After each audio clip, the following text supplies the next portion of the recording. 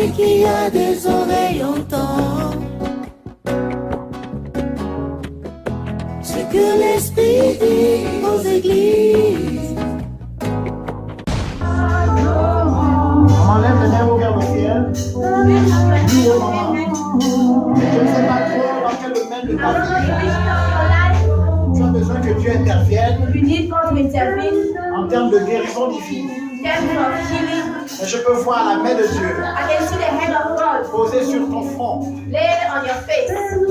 t'accorder la grâce d'être guéri. Dans le domaine dont tu en as besoin. Le Seigneur vient te guérir lui-même. Il vient te guérir instantanément. Je dis ça, c'est une guérison instantanée. Je ne sais pas de quoi il s'agit. Le Seigneur me dit que tu es malade. Tu souffres. Est-ce qu'il s'agit d'un problème de pied, de ventre, de bras, ou spirituel, je ne sais pas trop. Mais le Seigneur est face à toi maintenant. Pour te guérir lui-même. De façon immédiate. De façon miraculeuse. Par son Esprit Saint. Alors reçois. Reçois ta guérison maintenant. Je dis reçois ta guérison maintenant. Reçois ta guérison maintenant. Au nom suprême de Jésus. Merci Saint-Esprit de la posséder maintenant. De l'enfermer aussi. À ton feu saint. Avec de la même côté. Alors que ces pieds sont vraiment en feu. Je voudrais te bénir. Parce que tu tues également. Le germe spirituel nous a malheureusement engendré cet état de choses. Sois intervenu parce qu'elle est guérie par toi de façon immédiate et totale. Merci Saint-Esprit.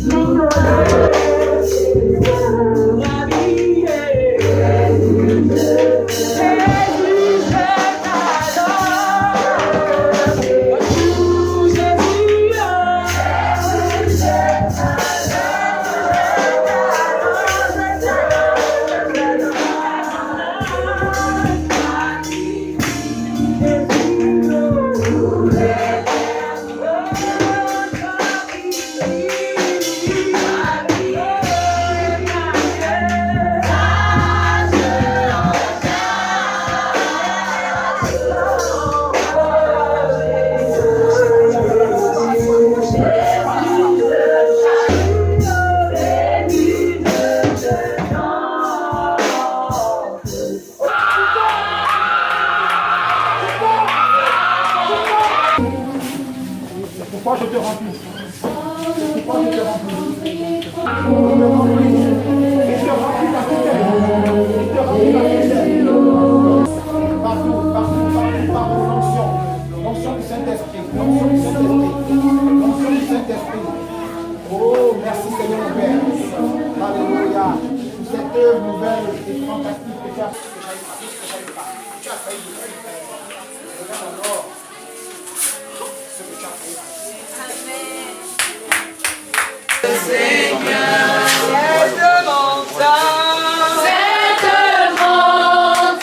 Le ministère prophétique, le vent fort de l'esprit du temps et son leader, le prophète Élie Martial, vous présente. Disposé à faire bouger l'esprit de champion ce matin.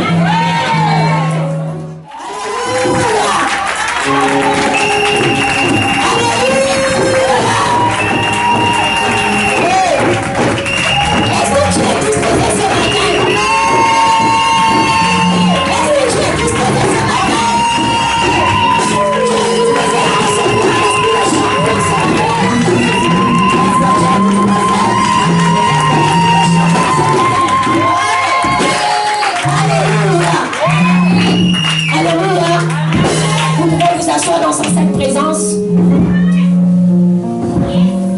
Demande à ton frère, est-ce que tu es disposé? Est-ce que tu es disposé? Tu es disposé à faire bouger l'esprit de champion ce matin? Est-ce que tu es disposé à faire manifester l'esprit de champion ce matin? Alléluia!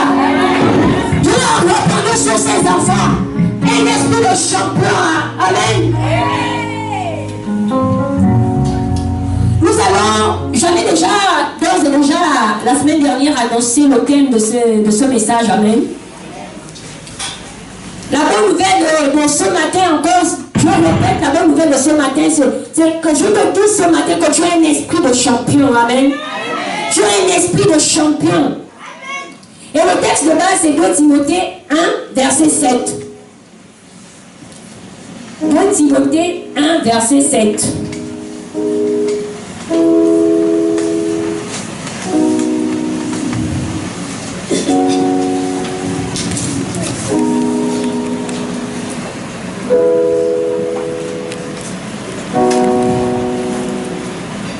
Amen. Est-ce qu'on peut se tenir sur nos 2 pieds pour honorer la parole de Dieu? Et que mon lecteur nous fasse la lecture de la parole de Dieu.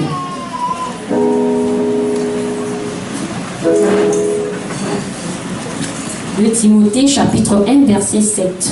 Je lis la parole de Dieu dans 2 Timothée chapitre 1 verset 7. Car ce n'est pas un esprit de timidité que Dieu nous a donné, mais un esprit de force, d'amour et de sagesse. Amen. Amen. Amen. Vous pouvez vous asseoir. Je vais reprendre. Car ce n'est pas un esprit de timidité que Dieu nous a donné, mais un esprit de force, d'amour et de sagesse. Lorsque j'ai reçu ce message, j'étais en congé. Je n'avais pas le texte de base, mais j'avais le thème de la prédication. Amen.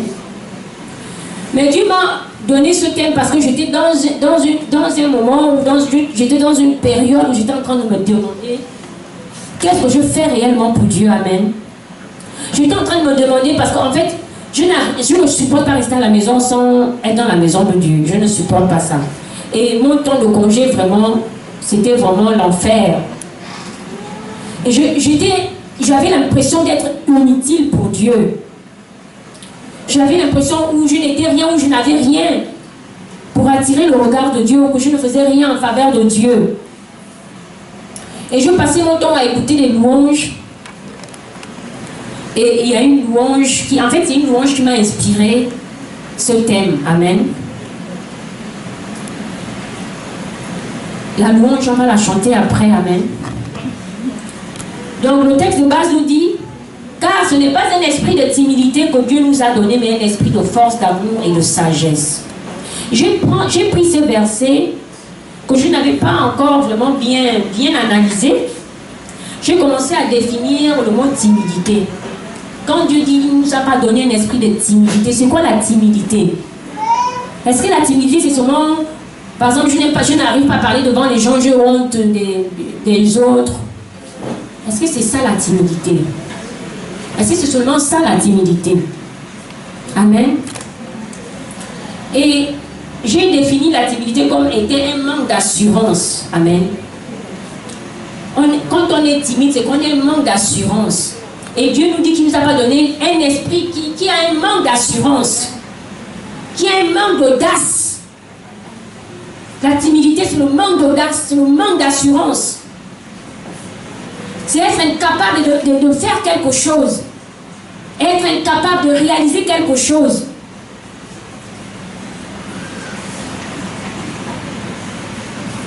C'est se manquer d'audace devant une adversité, devant des difficultés, devant des épreuves, de manquer de courage. C'est ça la timidité. La timidité ne se limite pas au fait que je ne peux pas parler devant les gens ou j'ai honte de dire quoi que ce soit.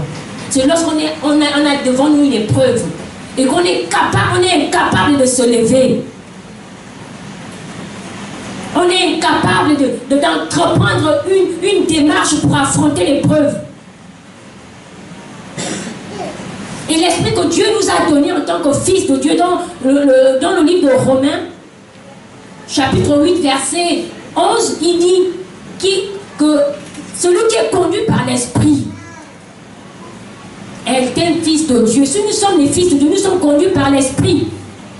Et l'esprit qui nous conduit est un esprit de champion. Alors donc devant l'adversité, la timidité ne doit pas nous amener, ne doit pas nous habiter. J'ai définit le terme timidité, comme je disais, la timidité c'est le manque d'assurance, le manque d'audace devant une épreuve, devant l'adversité, devant une difficulté. L'attitude, le manque d'audace que nous avons devant un danger. J'ai également, et le verset dit, car ce n'est pas un esprit de timidité que Dieu nous a donné, mais un esprit de force. Et c'est par là que j'ai compris réellement ce que c'est la force. Parce que la force, on voit au premier sens que c'est peut-être la force de soulever quelque chose, je ne sais pas trop. Ou la force de frapper quelqu'un, je ne sais pas.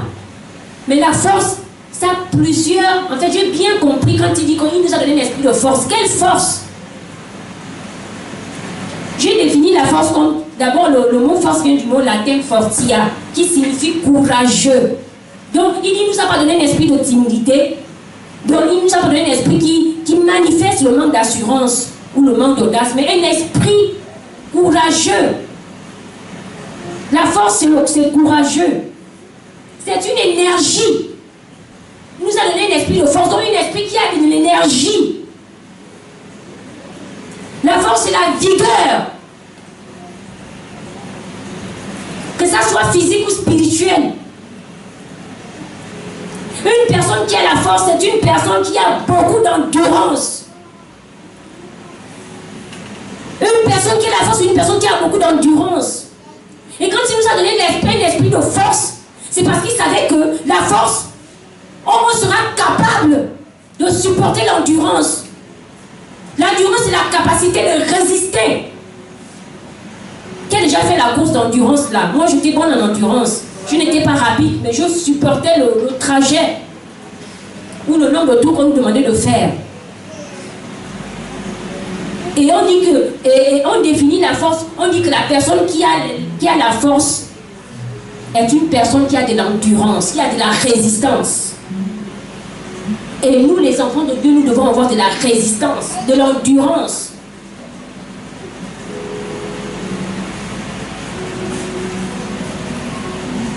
Une personne qui a de la force, c'est une personne qui a de la résistance, qui a une pleine vitalité. C'est que devant l'épreuve, au lieu d'avoir un esprit, au lieu d'être en manque d'assurance et d'audace, tu es rempli de vigueur, de vitalité. Amen. La force, c'est la capacité de résister aux épreuves. La force, c'est l'énergie morale. Comment est-ce que ton mental se trouve lorsque tu es devant l'adversité? Est-ce que tu es à plat en train de pleurer? Est-ce que tu es découragé?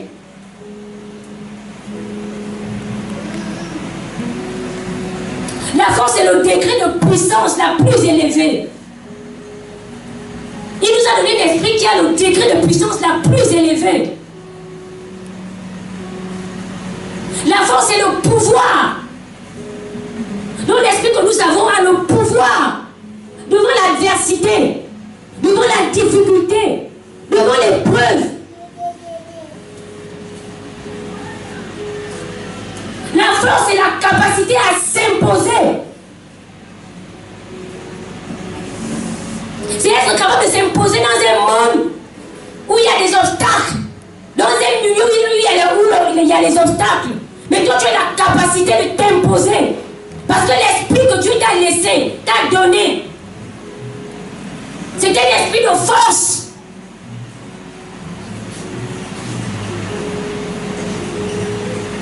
La force, c'est la capacité d'exercer une autorité, une puissance. La capacité d'exercer une autorité, une puissance. Quand tu es devant l'épreuve, tu as la capacité d'exercer le pouvoir, la puissance de Dieu.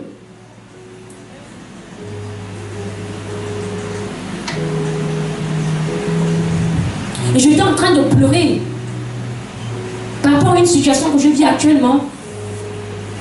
Je me dis, mais merde.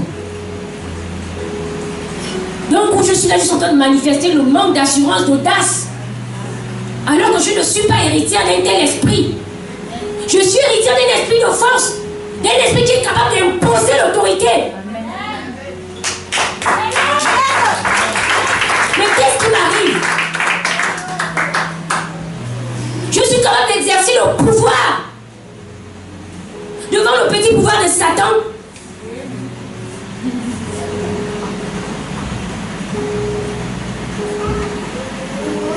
Il dit car ce n'est pas un esprit de timidité que Dieu nous a donné, mais un esprit de force, un esprit d'amour. Donc en même temps cet esprit de force, c'est aussi un esprit un esprit d'amour qui nous accorde la grâce d'aimer notre Dieu et d'aimer les uns et les autres.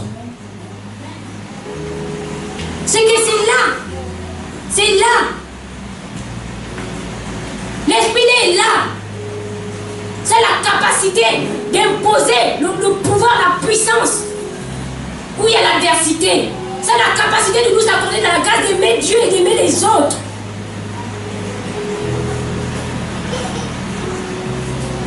Mais un esprit de force, d'amour et de sagesse. Nous allons définir sagesse. La sagesse, c'est la qualité de quelqu'un qui fait preuve d'un jugement droit. C'est que quand tu es devant l'épreuve, cet esprit peut t'amener à avoir un jugement droit. Doit t'avoir amené d'avoir un jugement droit, un jugement sûr. C'est un esprit qui t'avertit, parce que la sagesse aussi, c'est la capacité d'être averti. D'être averti et de prendre les décisions qu'il faut devant l'adversité. C'est un esprit aussi qui te permet d'obéir. C'est un esprit qui te permet d'obéir. La sagesse, c'est obéir. C'est être docile. L'esprit que Jésus nous a laissé est un esprit courageux. Amen. C'est un esprit qui a de l'énergie, de la vigueur. C'est un esprit qui a beaucoup d'endurance, qui est capable de supporter les épreuves.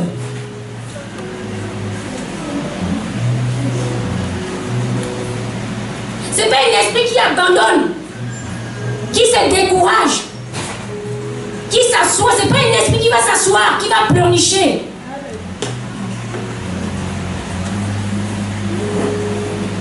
C'est un esprit qui est capable de résister à la souffrance, résister à l'épreuve. Cet esprit nous a été donné pour pouvoir supporter les épreuves. C'est un esprit plein de vitalité. C'est un esprit de puissance. C'est un esprit de pouvoir. Un esprit qui s'impose devant tout et partout, devant toute adversité, quel que soit l'endroit, quel que soit le milieu.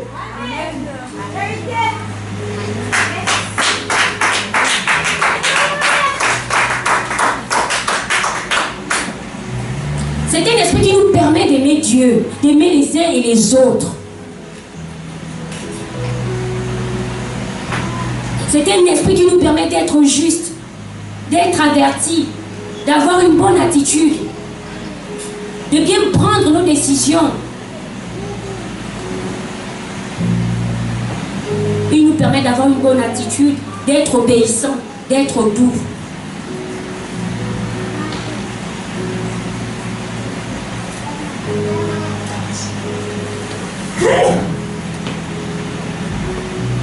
Et cet esprit est un esprit de champion. Cet esprit est un esprit de champion. C'est un esprit de vainqueur. Vainqueur pour toute adversité, quel que soit le milieu géographique. C'est un esprit de champion, comme je dis. Je définis champion comme étant un esprit de vainqueur. Champion, c'est être un vainqueur. C'est quelqu'un qui parvient à se distinguer des autres. En bien. Un champion, c'est quelqu'un qui parvient à se distinguer des autres. Et nous sommes des champions. C'est pourquoi Dieu doit être différent. Là où il y a mille, on doit nous reconnaître. On doit se distinguer. À cause de l'esprit de Dieu qui est en nous. L'esprit de champion. Un champion, c'est une personne qui prend la défense de quelque chose avec ardeur. Tu prends la défense de ta vie, de ton travail, de ton foyer, de tes enfants face à l'ennemi, avec ardeur. Tu prends la défense de ta bénédiction devant Satan avec ardeur. C'est ça le comportement des champions. Un champion, c'est quelqu'un de remarquable que l'on peut admirer. On doit t'admirer où tu es. Tu dois être remarquable. Les choses que tout le monde fait, mais quand toi tu fais, c'est différent. Et pourtant vous apprenez la même chose, vous faites pratiquement la même chose, mais quand toi tu fais, c'est différent. C'est parce que tu as l'esprit de champion et tu es remarquable. Il faut que tu arrives au niveau où on doit t'admirer. Et pourtant tu fais la même chose que les autres, mais pourquoi quand toi tu fais, on voit comme si tu fais quelque chose de plus. C'est parce que l'esprit qui est en toi est un esprit remarquable.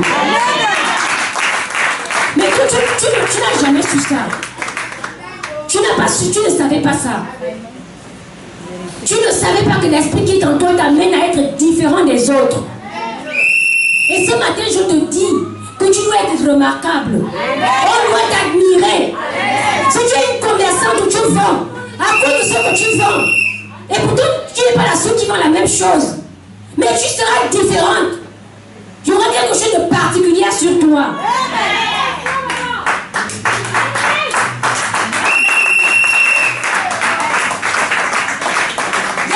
Il y a tellement des exemples des champions dans la Bible. Alléluia. Et l'esprit que nous avons est le même esprit que Jérémie a eu. Nous allons lire Jérémie. Jérémie était un champion et il a reçu le même esprit.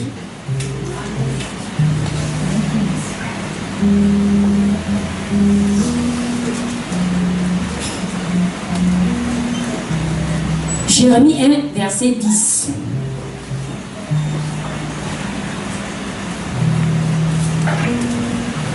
Regarde, je t'établis aujourd'hui sur les nations et sur les royaumes pour que tu arraches et que tu abattes, pour que tu ruines et que tu détruises, pour que tu bâtisses et que tu plantes. Vous pensez que quand Dieu l'a dit à Jérémie, c'était qu'il allait le faire avec sa force physique ou son intelligence? C'est parce que l'esprit qu'il avait mis en Jérémie était capable d'abattre, de ruiner, de détruire, de planter, de construire. Et c'était un esprit de champion. Aucun autre esprit ne pouvait amener à faire ces choses.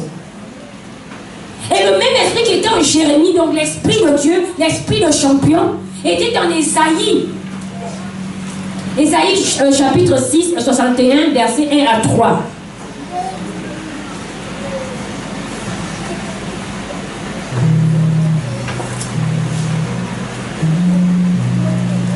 Ésaïe 61, versets 1 à 3.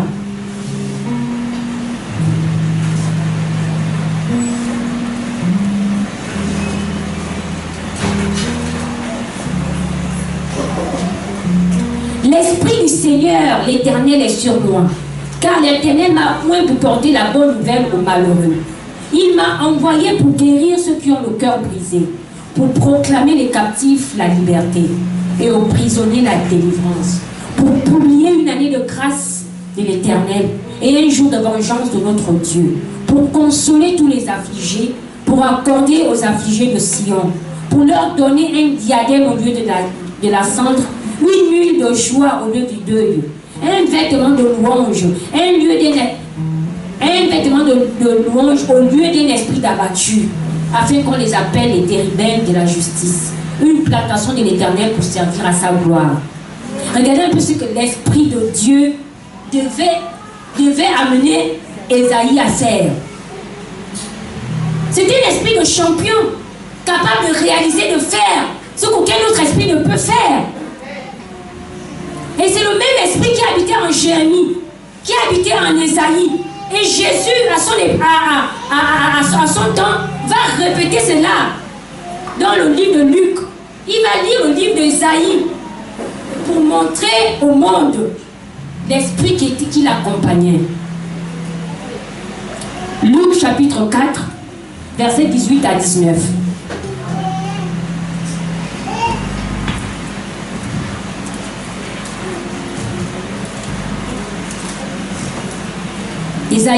Dieu a oint Isaïe, lui a donné l'esprit, son esprit. Et le même esprit vient se manifester en Jésus dans Luc 4. Jésus le confirme que c'est le même esprit qui a travaillé avec Isaïe qui travaille avec lui. Luc 4, versets 18 à 19. Je vais revenir un peu plus pour qu'on puisse comprendre. Dans le verset 16. Il se rendit à Nazareth où il était, c'est Jésus, où il avait été élevé, et selon sa coutume, il entra dans la synagogue au jour du sabbat. Il se leva pour faire la lecture, et on lui remit le livre du prophète Isaïe. L'ayant déroulé, il trouva l'endroit où il était écrit. C'est seulement la partie là qui vient lire. L'Esprit du Seigneur est sur moi, parce qu'il m'a oint pour annoncer une bonne nouvelle aux pauvres. Il m'a envoyé pour guérir ceux qui ont le cœur brisé, pour proclamer aux captifs la délivrance, et aux aveugles le recouvrement de la vue, pour renvoyer libres les opprimés, pour publier une année de grâce du Seigneur. Amen. Amen. Ça veut dire que c'est le même esprit de champion qui agit en Jérémie, qui a dit à Jérémie, voici ce que tu feras, tu vas battre, tu vas ruiner, tu vas planter et construire. Une année vient de s'achever. Vous avez certainement passé des temps de douleur, de tristesse, de désarroi, d'impatience, mais aussi beaucoup de temps de paix et de joie. Et voilà qu'une nouvelle année a commencé. Alors je viens maintenant vous souhaiter les meilleurs vœux. Que cette année pour vous, pour vos familles, pour vos nations et par extension pour vos continents, vous puissiez vivre en cette année 2018 la plénitude de notre Dieu manifeste en l'Esprit Saint. Parce que bien aimé dans la foi, la présence de Dieu, la présence du Saint-Esprit emmène la paix là où il y a la guerre, emmène la joie là où il y a la tristesse, emmène la guérison là où il y a la maladie, emmène l'union là où il y a la division et bien d'autres choses que je ne saurais citer ici devant vous. C'est pourquoi je vous souhaite cela aujourd'hui pour cette année 2018, la plénitude de notre Dieu, la présence du Saint-Esprit pour vous, pour vos familles, pour vos nations et pour ce continent. Pour vos continents, je voudrais dire. Bien-aimés, j'ai une astuce pour vous pour cette année 2018. 3 choses: foi, détermination et persévérance. La Bible déclare que le juste vivra par la foi. Alors ayez foi en l'Éternel en cette année. Persévérez avec lui, percez pour voir la grandeur de notre Dieu, ce qu'il a prévu pour vous en cette année 2018. Soyez déterminés dans votre marche avec notre Dieu. Soyez déterminés dans votre union, dans votre communion avec lui durant cette année 2018, bien-aimés. Vraiment, gardez cela à cœur, la foi. Parce qu'au travers de la foi, vous allez voir au-delà de votre espérance. Gardez cela, la détermination et la persévérance. La Bible déclare que l'Éternel a un plan de bonheur et de paix pour nous et non de malheur. Alors, quel que soit ce que vous allez vivre durant cette année, gardez en tête que l'Éternel a pour vous des plans de bonheur et de paix. Peu importe le moyen par lequel il passe, le plus important, c'est que ces plans pour vous arrivent à dessein dans vos vies, dans celles de vos familles, de vos nations et de vos continents. Alors, soyez bénis en cette année 2018. Soyez richement bénis. Cette bénédiction de l'Éternel qui ne se fait suivre d'aucun chagrin. C'est cela que je souhaite pour vous en cette année 2018. Et surtout, n'oubliez pas, foi, détermination et persévérance. Je suis la prophétesse Pamela Charlène de l'Église La Vérité de l'Évangile du ministère prophétique Le Renfort de l'Esprit du Temps. Soyez bénis. C'est que l'Esprit